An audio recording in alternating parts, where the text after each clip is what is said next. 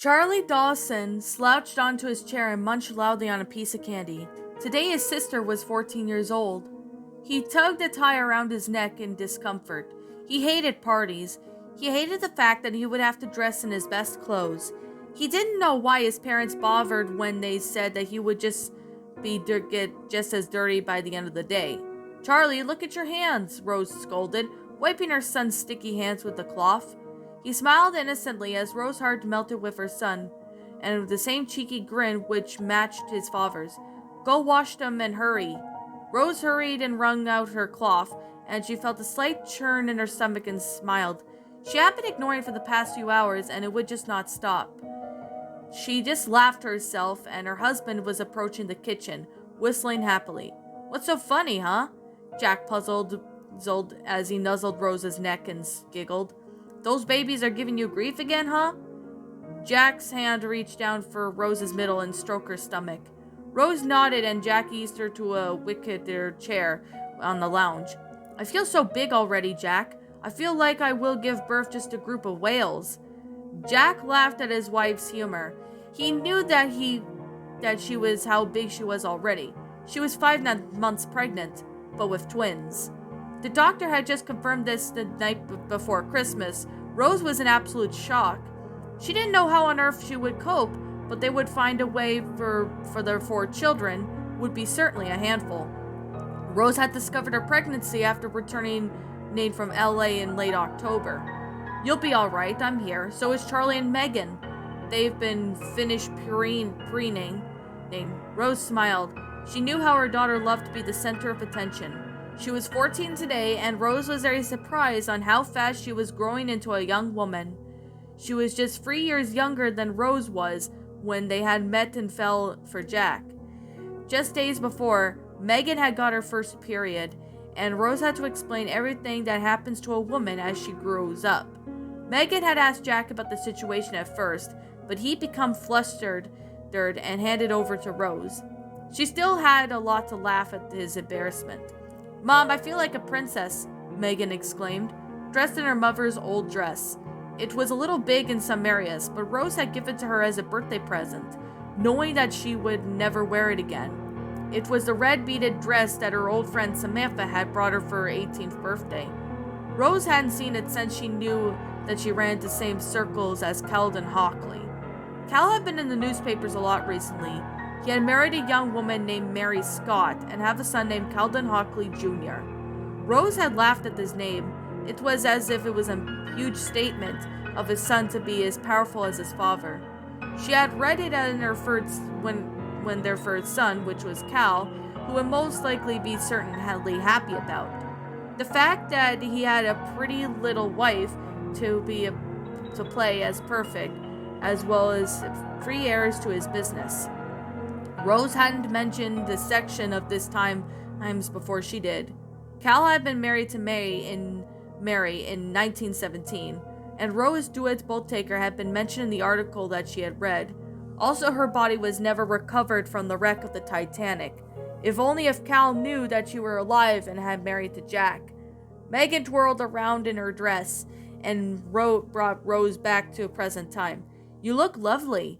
Jack took his daughter's hand and twirled it around. You do, sweetie," Rose agreed. "Thank you," Megan smiled, and then ran back upstairs. "We will have our hands full, Rose, with these 2 and Megan and Charlie." "I know. Talking of Charlie, where on earth did he go?" Jack shook his head and shrugged. He stepped outside the door and shouted for his son's name. After 3 calls, Jack shook his head, but then he heard his son's voice shout back. He then followed it therefore, playing with the stray cat that he found in mud. It was Charlie. His hands and face were covered in mud, and his trousers looked ruined. "Isn't he cute, Daddy?" Charlie innocently laughed. He stroked the cat's ears and began to feed it something. "Can we keep him? Can we call him Ginger?" Charlie asked, so innocently. "He may have already have a home, son. Now come on, you're so dirty. Your mother would kill you if she found out. Come on, let's get you washed and changed." Charlie then stood there, but the cat followed, its brown eyes almost begging. "Please, can we keep him, Daddy? I'll look after him." "He already has a home, Charlie. Come on, if he comes back, we'll think about it, alright? Charlie nodded and lowered his head before waving to the cat and disappearing inside to wash up, which is something he hated. The 12th of May, 1926. The familiar pain ripped through Rose's abdomen. The pain of childbirth which she endured twice before. Her labor had been over in an hour, but this one was proving to be the opposite. For 33 hours she had already been in labor, the pain steadily becoming more powerful. The doctor was on the hand, and the children were downstairs, waiting for the arrival of their sibling. Jack was once again by his wife's side, as he threw out her pregnancy as the other children's births. He didn't want to miss the tiniest thing. Rose clutched Jack's hand tightly, as he wiped her forehead with a damp cloth, her red curls sticking to her head. She had dyed her hair back to red when she discovered that she was pregnant. They knew that they were expecting twins, and they couldn't be happier. They knew that they would have their hands full, but by they were ready as they could be. Jack had painted out the nursery just after Christmas, and had brought some furniture for the room. Just to stand outside of the room was enough to set off Rose crying. She had become very emotional, and her hormones would run during her pregnancy. Ouch! Rose cried a little. She just wished all of this would be over, so she could hold her babies in her arms. She was also terrified of something happening with the pregnancy, and the baby since her miscarriage in 1914. The child would have been 12 by now. Rose wondered what sex it would have been, and how it would have looked. It will all be over soon, darling, Jack soothed. He feels helpless once again. He wished that he could do something. This was all on down to Rose. 4 hours later, the doctor was called and Rose pushed out 2 baby girls. They were both healthy.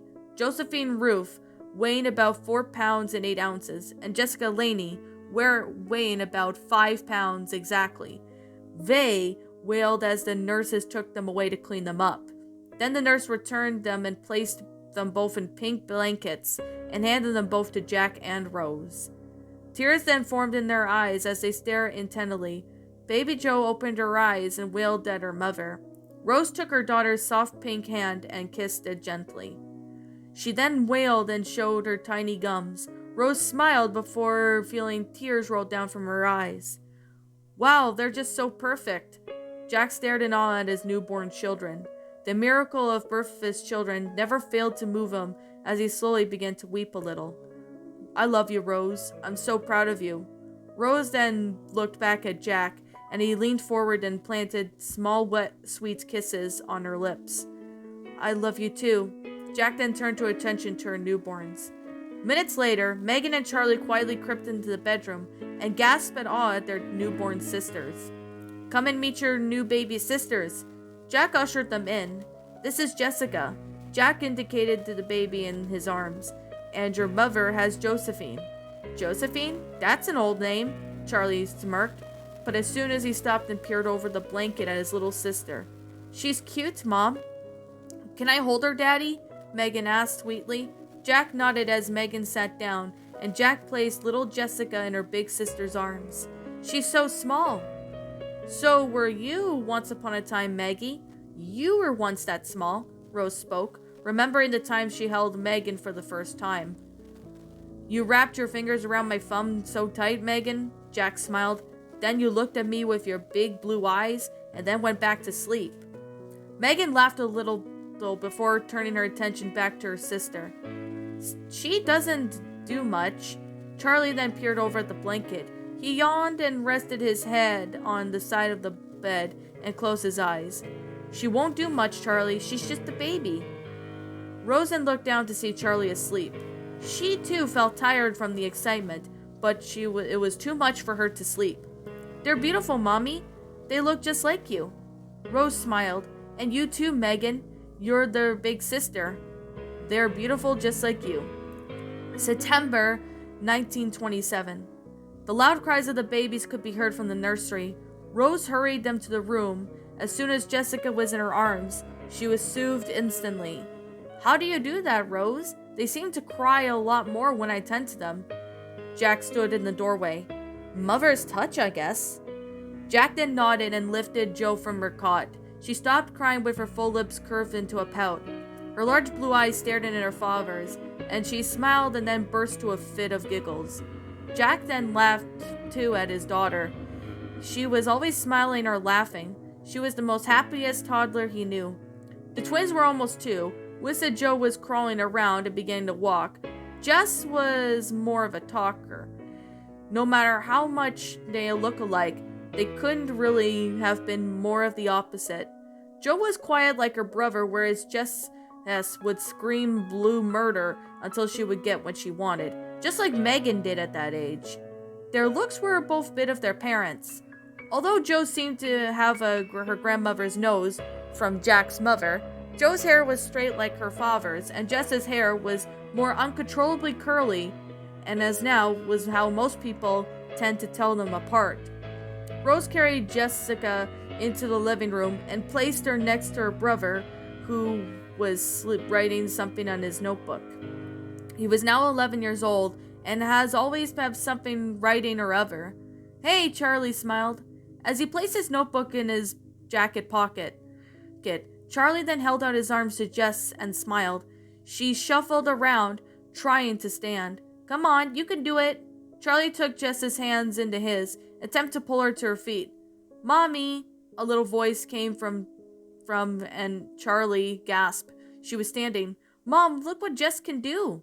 Rose came running into the living room and to see Jess holding her brother's hands and standing on 2 feet. She was giggling and her eyes were opened with excitement. Rose felt tears prick in her eyes. She was a little unsteady, but she was at standing. "Don't let go, Charlie. Let me go find your father." Rose disappeared, then returned with Jack with Joe in his arms. As soon as Joe saw her sister, she wriggled free from her father's grip and then placed her onto the floor. Joe ran unsteadily to her sister and laughed. "Stand."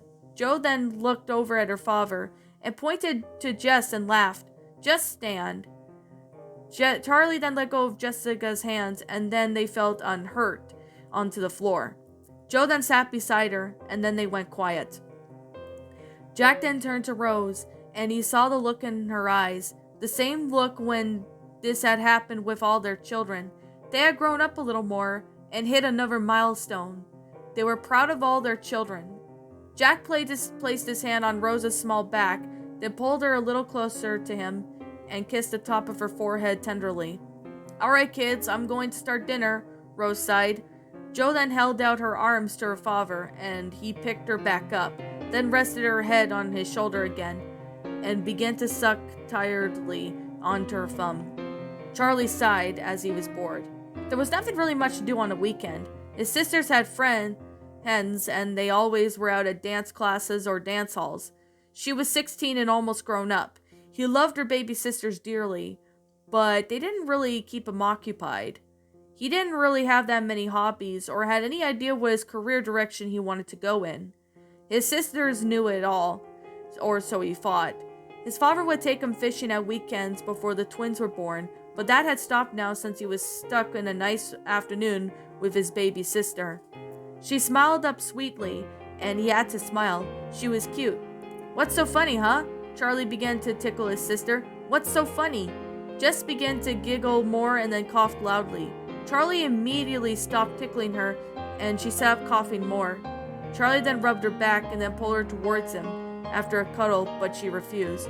She shook her head violently and crawled back to her table leg and began to unsteadily pull herself up and held on top of the coffee table. Her legs shook a little bit, but other than that, she was smiling. "Mom, Dad, Jess is standing on her own." Rose then sighed and placed her apron on the kitchen table, ran to the living room, and there she was. Baby Jessica was standing holding onto the table. Jack had came in rushing with a camera and snapped a few seconds before she fell back down. Rose scooped her up in her arms and took her to the kitchen. "Who's a good girl?" Rose cooed. Jack then watched as his son fiddled mindedly, and with his loose-soled shoelace, he seemed to be a million miles away. "Hey, what's wrong?" Jack took a seat beside Charlie as he shrugged. "Just bored, I guess." As Jack nodded and understood how it must be for a boy in his age to be surrounded by girls and he knew that he hadn't spent that much time alone with his son lately. I know, son, it does get tough, doesn't it, with the twins? They always need to be looked after. Charlie nodded and he lowered his face. He felt guilty. It wasn't that his sisters were burdens, he just wanted to spend time with his father. Do you want to go fishing after dinner, or play football in the park? Jack suggested. I know it won't make up for me not being around much lately. It's just we haven't been feeling down here for a while, with everything being so crazy up here. Yeah, that will be good. What about Mom and the twins? Well, Maggie will be back by then, won't she? Hey, Twinkle Toes can help. Charlie then laughed at his father's statement. Twinkle Toes was the family nickname for Megan, since she has her dancing obsession. September 22nd, 1927. Dear Diary, Jessica took her first steps today, and Jack and I looked proudly as yet upon one of our children pass another milestone in their lives. In the spring of 1929, Megan is going away to boarding school where she has learned to dance, act, and sing properly. Since she was 9, she has done ballet and she was very good. I will miss her dearly, and I will somehow to realize to let go a little more. She is almost a young woman now, almost as old as I when I met Jack. Another year she will be 17 years old. She will be old enough to marry. I will still see her as my child though, my little girl. I suppose I always will. Even Charlie is 9 and I still see him as a young boy. I don't know where time has gone. I was thinking to myself just the other day that my mother had been dead for nearly almost 13 years. Phil has been dead for almost 11 years. I have kept this diary since I was 18 years old, and looking back all of my entries, I wonder on where I began to write of here in the winter of 1912. I was 8 months pregnant with Megan and almost married to Jack. I have lived here in Santa Monica for 10 years now, and this place never ceases to amaze me.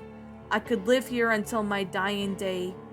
Megan has some fascination, as I did when I first came here.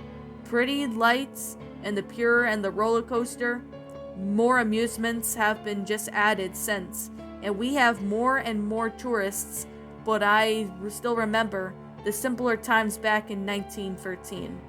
I have been offered a chance to act again in a small film named The Private Affair. I am unsure of what to do. I have young children who need me now. Jack insisted I take the opportunity, but I could not leave him with the children. It would mean returning to New York to film the picture. I know I could stay with Anne and Earl. I would have loved to have the chance to see them again, but it has been too long. Rose Dawson.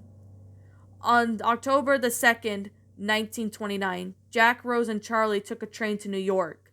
They arrived late on the evening of the 7th of October. Megan had been in boarding school to New York for around over a month and was excelling in dance and drama. Anne and Earl greeted them at the station before taking them back to their mansion in Manhattan. Anne had been given birth to other two children since they last saw them, almost about 8 years before. They had managed to keep in contact via mail and telephone, but they knew that having children meant that they wouldn't really see each other so often. Filming the new picture began on the 9th of October and finished on the 22nd of October. Rose had also signed a film in the summer of 1930. On the 28th of October, the Wall Street crash occurred. For months the country had been panicking about their finances and the number of banks closing, but only after the 29th of October did the country go widespread panic. The New York Stock Exchange was the biggest stock market in the world, and everyone was under stress. Earl was nearly hit badly by it, as his family had been involved in the stock market for about numbers of years. The Dawsons had stayed in New York until the 2nd of November. The morning paper headline hit Jack and Rose like a bolt of lightning. Caldon Hockley dead.